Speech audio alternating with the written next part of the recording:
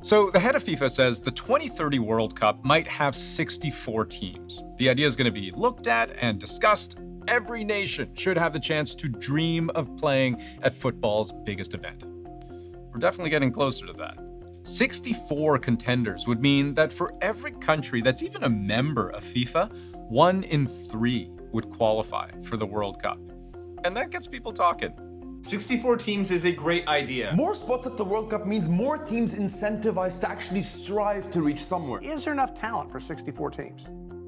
That's the big question. I cannot wait to see Uzbekistan and Jordan play in a World Cup. I think that's amazing. It dilutes it, LG. So what? Who cares? And every extra game means more broadcast deals, more revenue, more money for FIFA. So the question is, where does it end? FIFA's argument is, let's grow the game. But critics say this ruins the game. Which is it?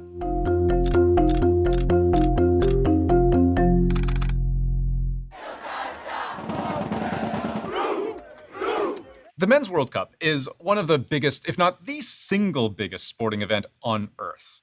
Hell, maybe the biggest event on Earth, certainly by viewership.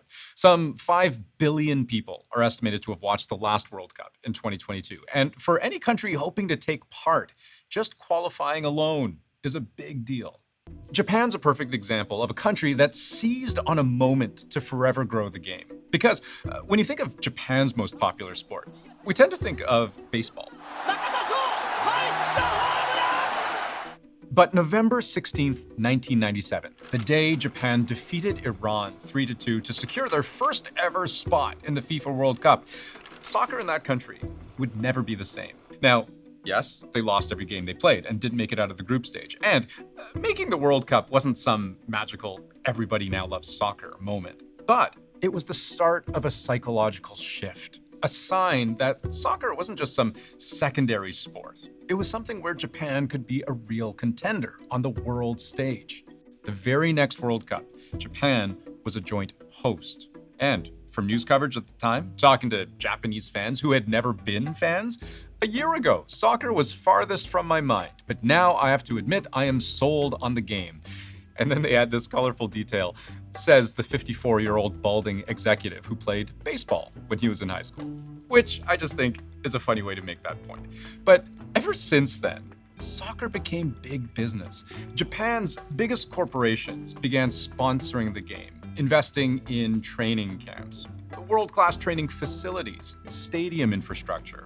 There is a 100-year plan to turn Japan into a soccer powerhouse, and the Japanese Football Association has a national football philosophy to become the happiest country in the world through football. And ever since '98, when Japan played in its very first World Cup, they haven't missed one since.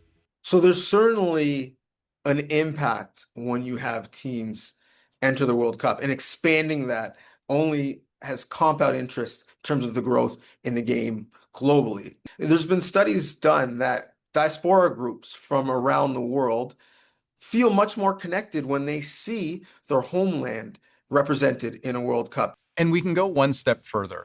Once these underdog, upstart teams actually get a chance to shoot their shot on actual World Cup grass, sometimes they surprise. Last month, Cape Verde defied expectations, holding powerhouse Spain to a draw, which for a tiny island nation off the coast of West Africa is an absolutely wild outcome, making social media superstars out of international unknowns like the team's goalkeeper, Vojinha. And so much so that apparently some people now just feel the need to see what this country's all about in person. The fact that many consumers of this tournament didn't know much about the country, couldn't point it out on a map, but they became the Cinderella story, the darlings of the tournament, the team that people were cheering for. Their goalkeeper was one of the most followed players throughout the tournament. I think they're the example that FIFA is going to use to say expansion is not this big bad wolf you should be afraid of. So grow the game, more exciting for everyone. But something else I think the more serious fans would acknowledge is that expanding the field to 64 specifically fixes a very annoying math problem.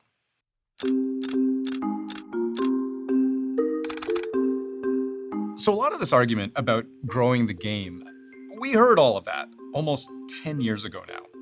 FIFA has announced it will expand the World Cup finals to include 48 teams, up from the current 32.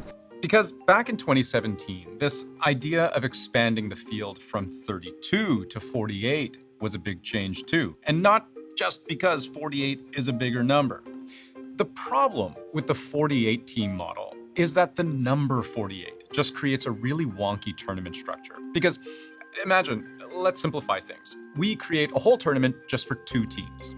That's real simple, right? They play each other, the winner wins the whole thing. 3 teams is really awkward though, for a single elimination knockout. You'd have to give one team a bye into the final. But 4 teams, order is restored. 2 matches yield 2 winners who then play in the final. 6 teams is awkward again though, because while you can have 3 matches producing 3 winners, you'd have to give one of those winners a bye into the final. Again, if you're wanting to preserve the drama of a single elimination knockout style tournament, as you have in the World Cup. But 8 teams is another sweet spot. 4 matches producing 4 winners who then play each other to produce 2 winners who then compete in the final. 16 works too, another clean number. And then 32, which is how FIFA World Cups have looked for decades. But 48? Real awkward. FIFA's math problem was how to whittle this initial field of 48 down to that really nice clean number, 32, for the knockout stage of the tournament. So, for the initial group stage of 48, where you have 12 groups of 4 teams, every team within a group playing every other team once, the tradition is for the top 2 teams in each group to advance to the knockout rounds. But across 12 groups, that only produces 24 contenders, which is 8 teams shy of our clean target of 32.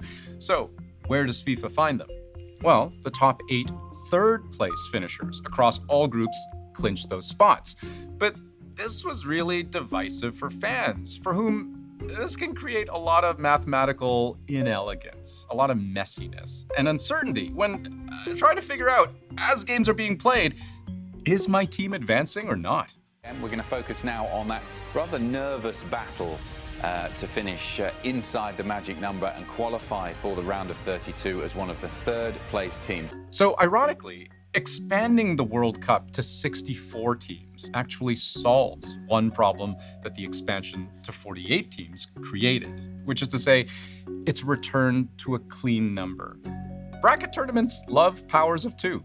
2, 4, 8, 16, 32. So when it was 32 teams divided into 8 groups of 4, allowing the top 2 finishers in each group to advance, cuts exactly half the field, down to an elegant round of 16. Similarly, a 64-team group stage lets you cull the bottom half of each group as usual, advancing the upper half to the knockout round of 32. And once you're 5 rounds deep, congratulations! Insert your favorite team here. Much easier to game out, to plan parties around, and everybody's happy. Right?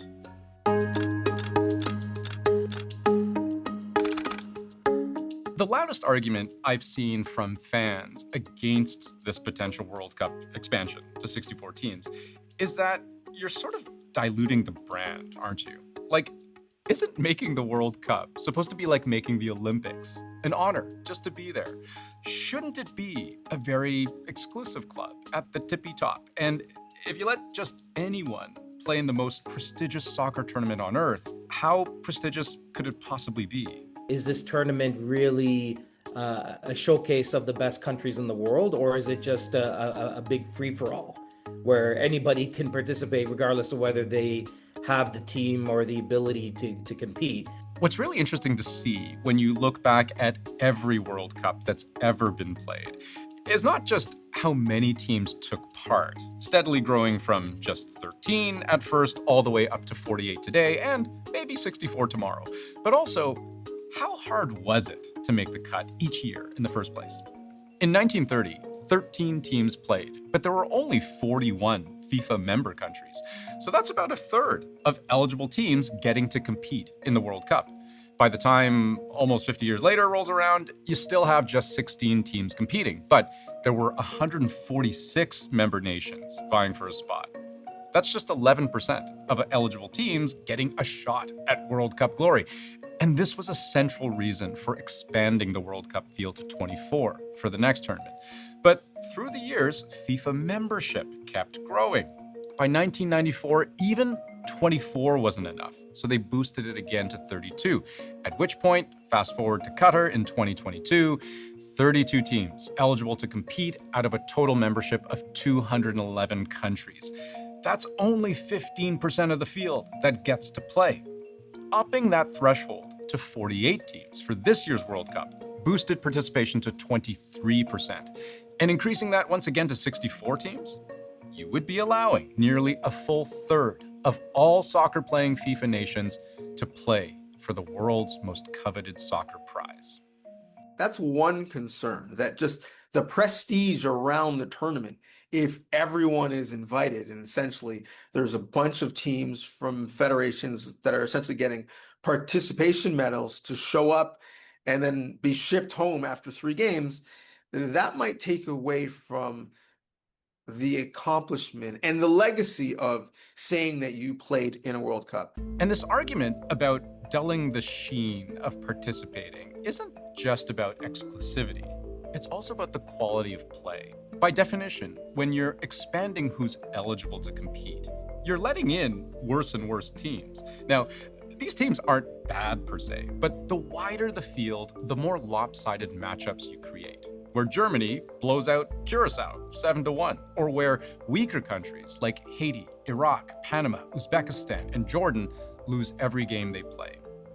You would still undoubtedly get great games and great matchups, but the argument here is just that the average quality goes down, while the length of the tournament goes up.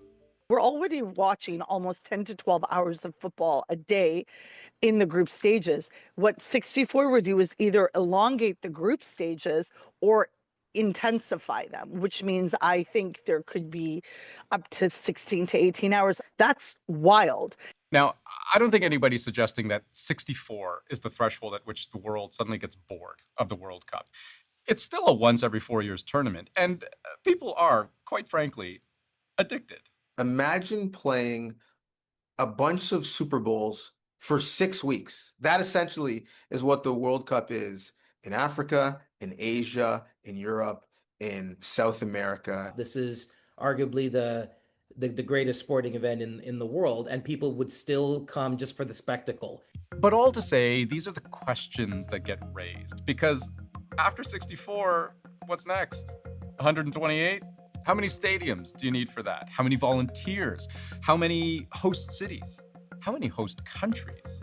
And it really is country by country, you come upon this chasm, where on one side, you have the more dominant FIFA confederations like UEFA, representing European football, which is officially against the idea of a 64-team World Cup. And on the other side, you have CONMEBOL, representing South America, which is only too happy to give on-the-bubble countries like Bolivia and Venezuela a better shot at taking part. And by the way, just to complicate things, there's a whole other parallel track about the 2030 World Cup. In 4 years, Argentina, Uruguay, and Paraguay are slated to host exactly one match each, as an anniversary nod to where the very first World Cup was hosted 100 years ago. And those countries are fully aware that if the tournament needed to accommodate 16 more teams, maybe they'd get to host not just one match apiece, but maybe rather an entire group each, 6 games instead of 1. For South America, this is what we might call enormous commercial opportunity. And the bottom line here is that FIFA too would like to make more money. Thank you very much. Money is a catalyst for so much for the FIFA as an organization.